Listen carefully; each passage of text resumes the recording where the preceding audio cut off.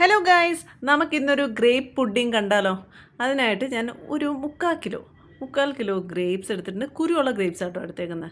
അതെടുത്ത് നമ്മുടെ മിക്സിയുടെ ജാറിൽ വൃത്തിയാക്കി, നല്ല കഴുകിയൊക്കെ വൃത്തിയാക്കി വെച്ചേക്കുന്നതാണ്. അത് മിക്സിയുടെ ജാറിലിട്ടിട്ട് പിന്നെ ഒരു അര കപ്പ് പഞ്ചസാരയും കൂടി ഇട്ട് നന്നായിട്ട് അടിച്ചെടുത്തിട്ട് അരിച്ചൊഴിക്കുകയാണ്.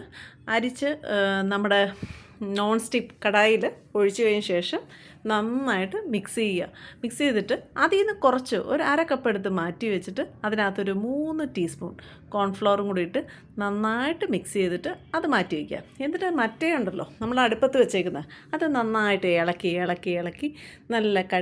നല്ല തിളയൊക്കെ വന്നു കഴിഞ്ഞ് നല്ലതായിട്ട് ഇളക്കി കഴിയുമ്പോഴേക്കും നമ്മുടെ ഈ കോൺഫ്ലവറും കൂടി ഇടുക. എന്നിട്ട് നന്നായിട്ട് വരട്ടി ഇളക്കി നല്ല കട്ടിയായിട്ടുള്ള നല്ല കുറുകിയുള്ള പരുവമാകുമ്പോൾ ഫ്ലെയിം അങ്ങ് ഓഫ് ചെയ്തിട്ട് വേണ്ട ഇങ്ങനെ ഒരു ഗ്ലാസ് ബൗളിലോ വല്ലതും ഇട്ട് വെച്ചിട്ട് നല്ലതായിട്ട് തണുപ്പിച്ച് ഒരു 5-6 മണിക്കൂർ തണുപ്പിച്ചെടുത്താൽ ഒന്നും പറയാനില്ല, ഭയങ്കര ടേസ്റ്റി ആട്ടോ ഗ്രേപ്പ് പുഡിംഗ്. കഴിച്ചു കഴിഞ്ഞാൽ കുട്ടികൾക്കും ഇഷ്ടവും നമുക്കും ഇഷ്ടവും. ഭയങ്കര ഒരു ഡെസേർട്ട് പോലെയൊക്കെ എപ്പോഴും കഴിക്കാൻ പറ്റിയ നല്ല അടിപൊളി റെസിപ്പിയാണ്. നിങ്ങളെല്ലാവരും ട്രൈ ചെയ്ത് നോക്കിയിട്ട് എന്നോട് ഫീഡ്ബാക്ക് അറിയിക്കണം. അപ്പം മറ്റൊരു വീഡിയോ ആയിട്ട് വീണ്ടും കാണുന്നവരെ ബൈ.